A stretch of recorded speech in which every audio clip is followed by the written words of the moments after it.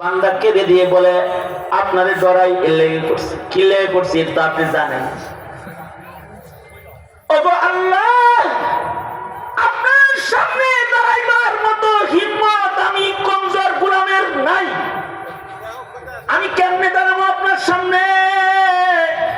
এজন্য আপনার কাছ থেকে আমি নিজেকে আড়াল করার জন্য এগুলো করছি।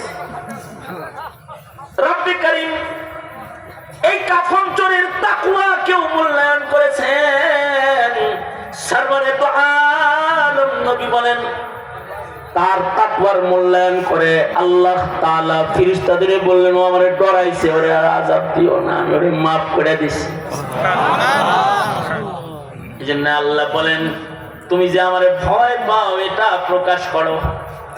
ইত্তাকুল্লাহ, ভয় করো একমাত্র একজনকে। কাকে? জোরে বলে।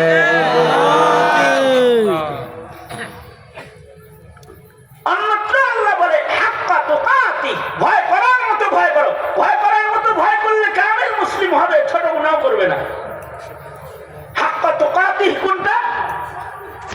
হাক্কা তুকাতি বুঝাইতে গিয়ে হাকিম মোহাম্মদ থানভী যে দৃষ্টান্তগুলো আনেন, জাস্টিস তাকি উসমানী ও ওনার খুতবাতের ভেতরে এগুলো আনছে,